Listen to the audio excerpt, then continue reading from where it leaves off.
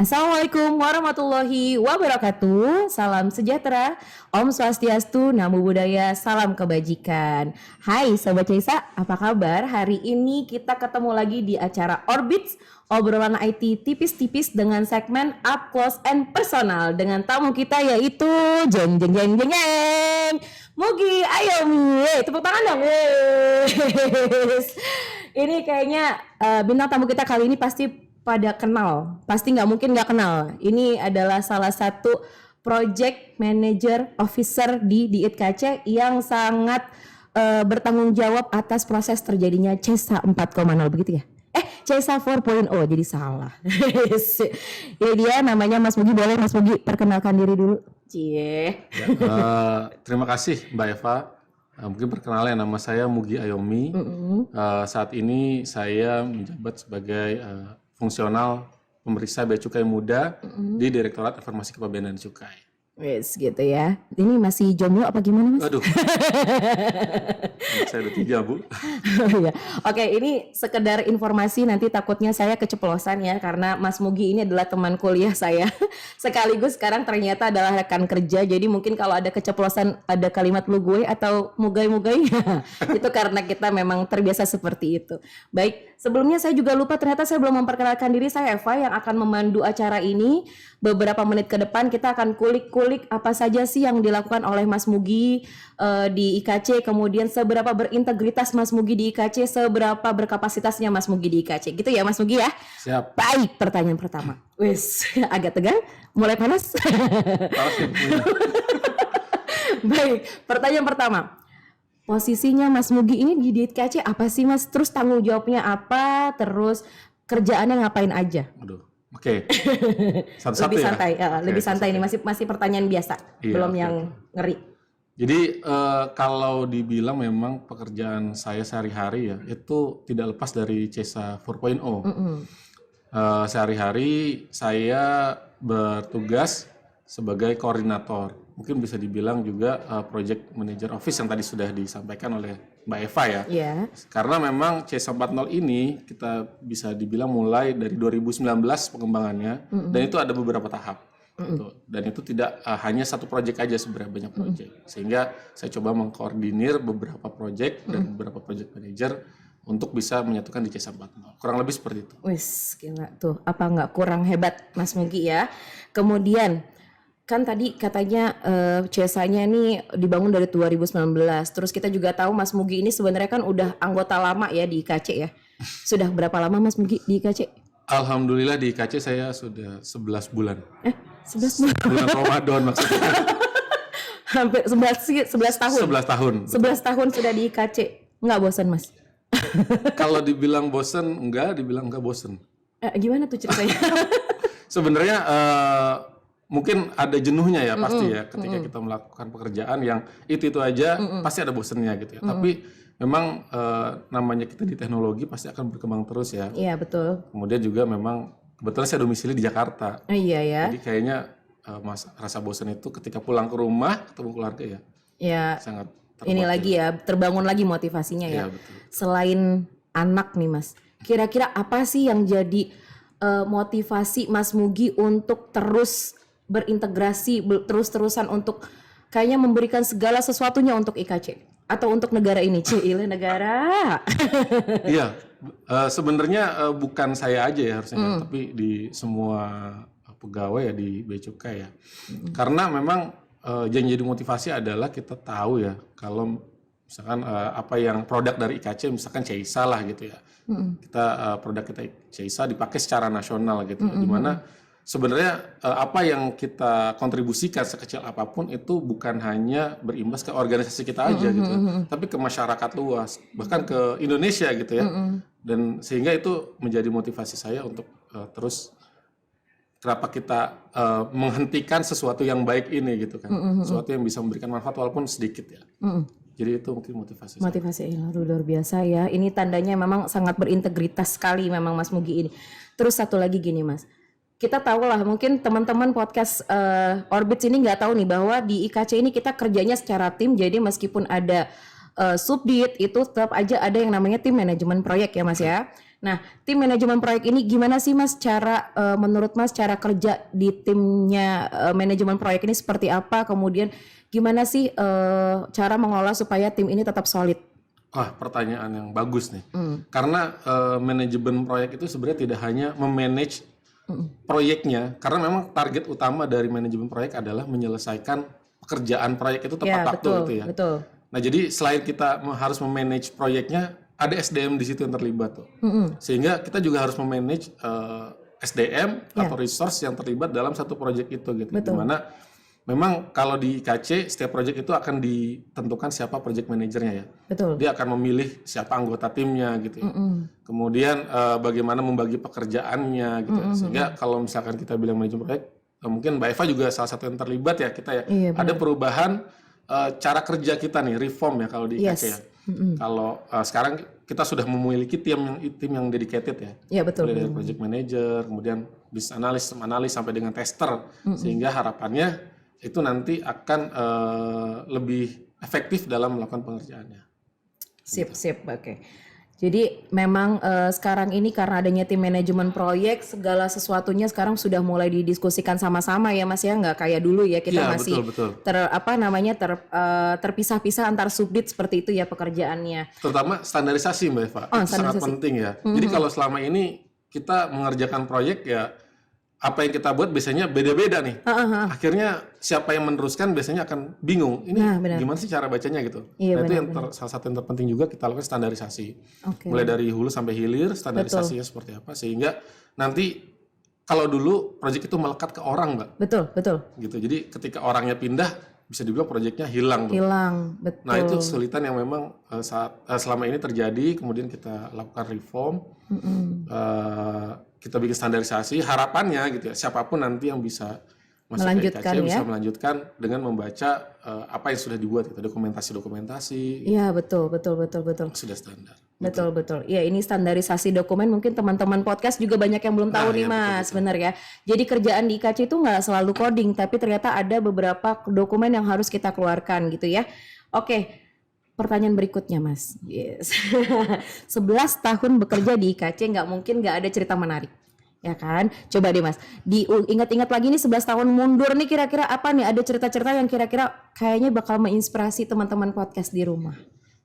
Ayo Mas. Iya, karena tadi 11 tahun saya di Bea Cukai, saya memang terlibat di pengembangan sistem ya. Mungkin saya ceritanya jadinya banyak di pengembangan sistem ya. Betul. Jadi kalau mungkin ini di luar mungkin terlihat seperti biasa ya, cuman yang saya rasakan memang mungkin istri kedua saya adalah laptop gitu. Istri kedua, Masya Allah. Istri kedua ya. Ternyata pelakornya itu. Maksudnya adalah iya kan nih penonton di sini pada protes nih Mas. Maksudnya adalah dalam tanda kutip ya, yang selalu menemani kita itu malah kemana-mana laptop. Hampir tidak ada kata libur biasanya ya, kemana-mana. Bahkan di waktu cuti gitu kita pulang kampung itu seperti hal yang lumrah. Sebenarnya saya ngomongin di IKC ya. Iya. Karena pengembangan sistemnya kita harus menjaga itu 24/7 ya. Artinya itu harus terus berjalan gitu, tidak bisa berhenti. Ketika ada kendala kita harus segera menyelesaikan. Karena apa? Karena efeknya sangat panjang gitu. Karena sistem kita kan menjadi satu core ya di proses di Bea Cukai, sehingga ketika memang itu bermasalah efeknya sangat panjang, terutama bagi pengguna jasa di kita ya. Iya, benar. Itu mungkin cukup menarik. Kemudian terkait dengan memanage orang juga mungkin hal yang menarik juga untuk dibahas. Betul.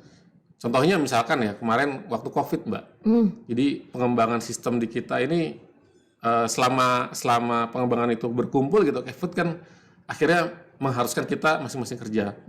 Kemudian kita membuat cara kerja baru dan memang sebenarnya kalau kita bilang pekerjaan IT itu sangat bisa dilakukan secara remote ternyata gitu ya. Benar. Jadi tidak perlu hadir, tapi memang yang diperlukan adalah bagaimana kita memonitor masing-masing personilnya dalam melakukan pekerjaan. Gitu, walaupun remote kita bisa tetap solid gitu ya. Iya, betul. Terutama masalah komunikasi sih yang harus kita utamakan. Ya, utamain ya.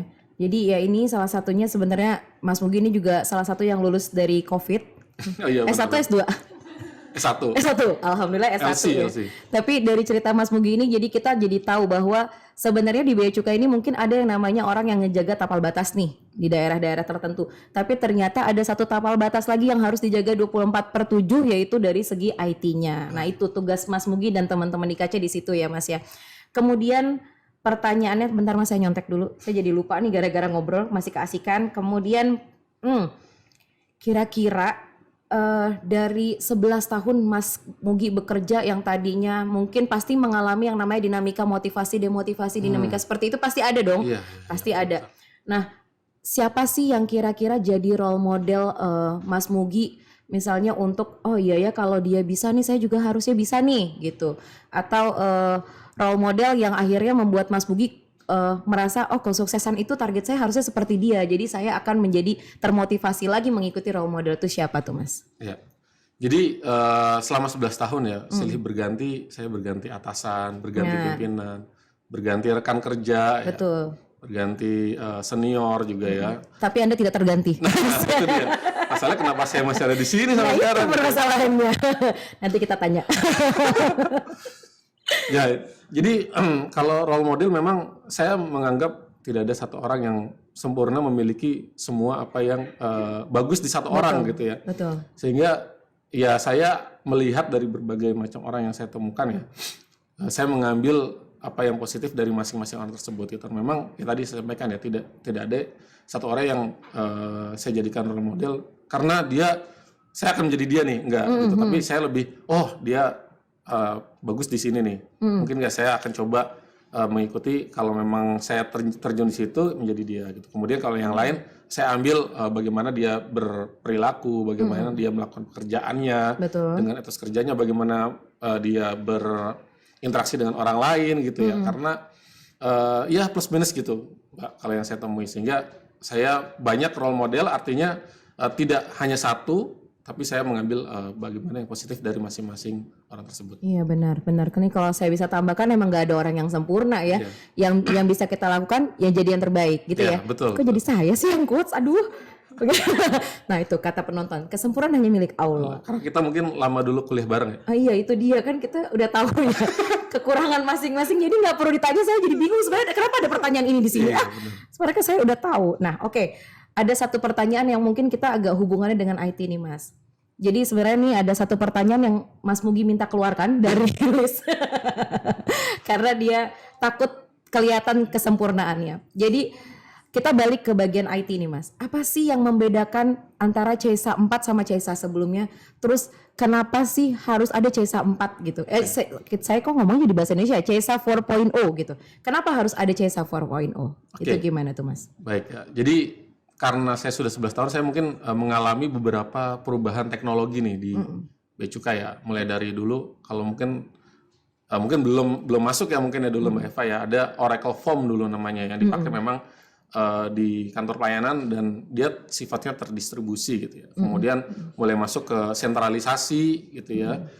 Di CESA tahap 1, kemudian baru di CESA di CESA 4.0 di mulai tahun 2018 ya. Jadi memang kalau kita lihat bersama-sama kenapa itu muncul ya, dulu itu pengembangan itu dilakukan parsial Mbak Eva, sehingga misalkan aplikasi A gitu ya, aplikasi cukai dulu misalkan, kemudian selanjutnya aplikasi B dan seterusnya, sehingga dia silo-silo gitu, dia berdiri masing-masing aja gitu kan, dia masing-masing berjalan masing-masing terpisah-pisah, kemudian itulah kesulitannya dalam mengintegrasikannya karena tadi jalan masing-masing gitu.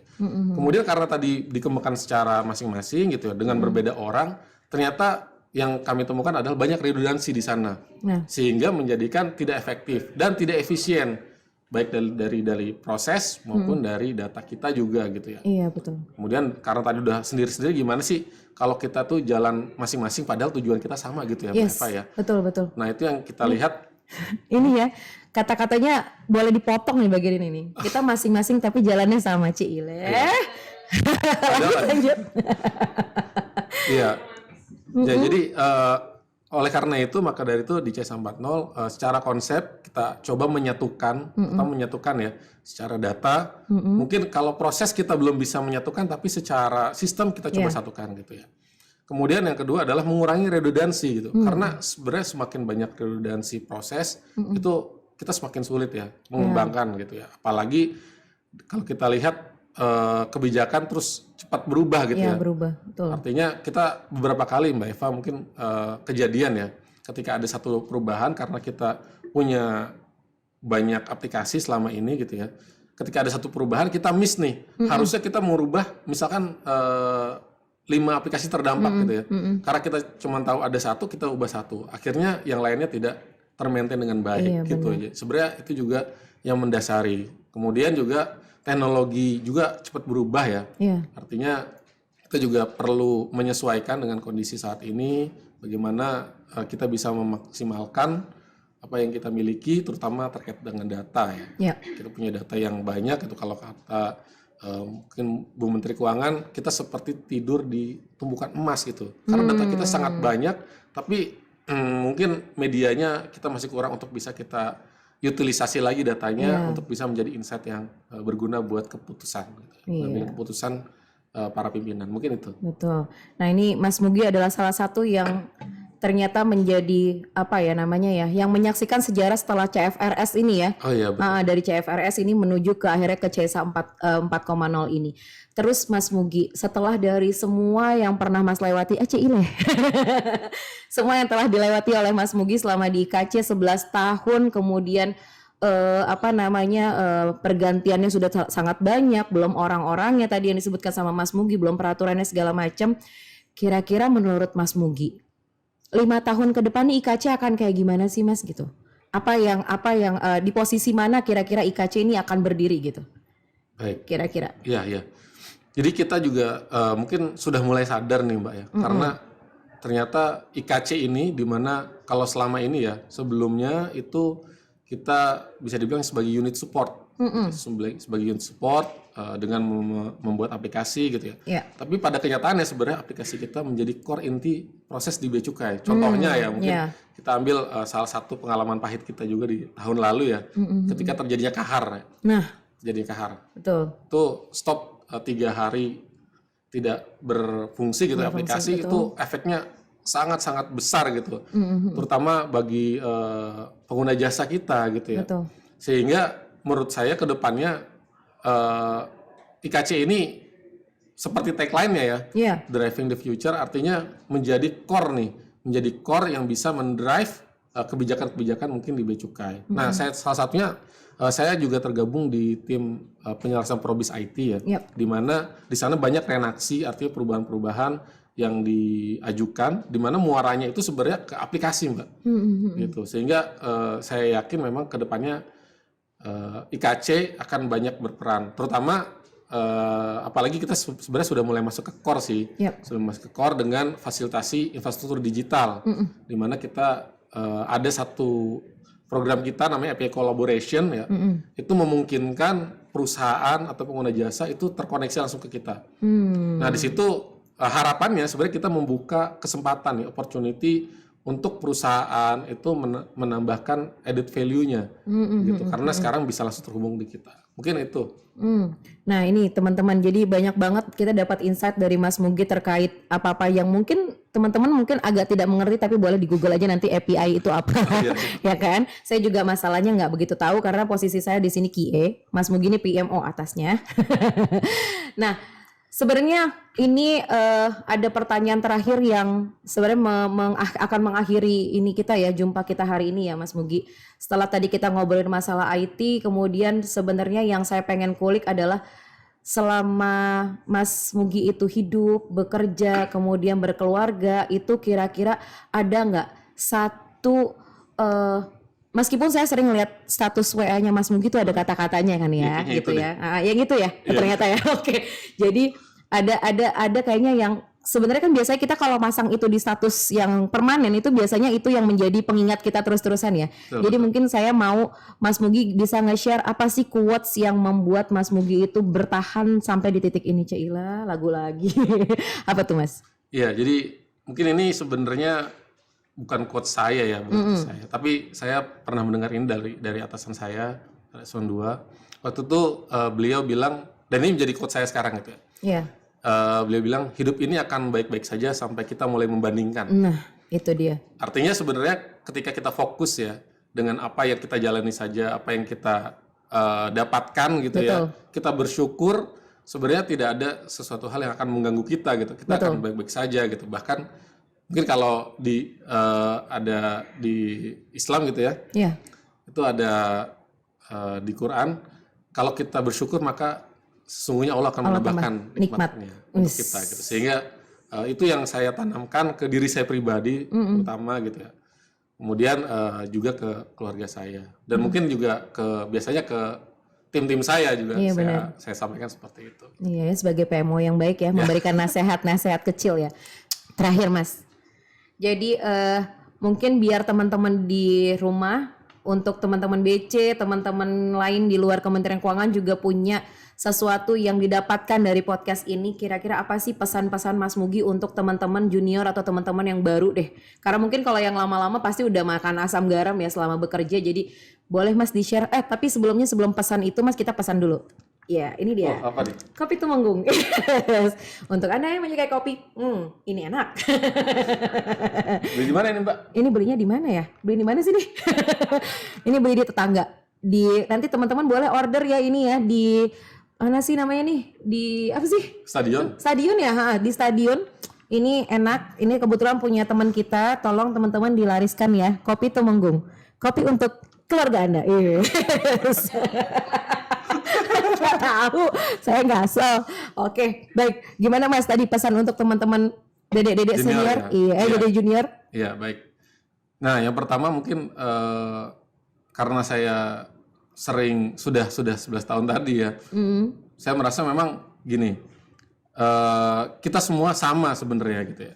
Jadi apa yang kontribusi sekecil apapun yang teman-teman berikan gitu ya, sebenarnya itu berpengaruh sangat besar gitu. Jangan anggap remeh pekerjaan-pekerjaan yang selama ini kita lakukan gitu ya. Mungkin kita ngerasa saya cuma ngerjainnya begini doang nih, cuma bikin laporan ini doang gitu ya. Atau bahkan hanya membuat surat tugas saja gitu ya untuk teman-teman yang lain. Padahal itu salah satu kontribusi yang sangat besar yang bisa berefek kepada negara ini gitu ya, kepada masyarakat dan negara ini gitu. Sehingga itu yang perlu ditanamkan. Kemudian jangan ada semacam membeda-bedakan lah gitu. Jangan merasa saya ini seperti project manager lebih baik dari programmer gitu, atau programmer lebih baik daripada operasional gitu. Yang nggak seperti itu gitu. Kita semua sama karena saya yakin di dalam sebuah tim itu tidak akan bisa selesai gitu ya kalau kita tidak bisa bekerja sama gitu ya. Kontribusi sekecil apapun sebenarnya kalau dalam tim maka itu akan membuat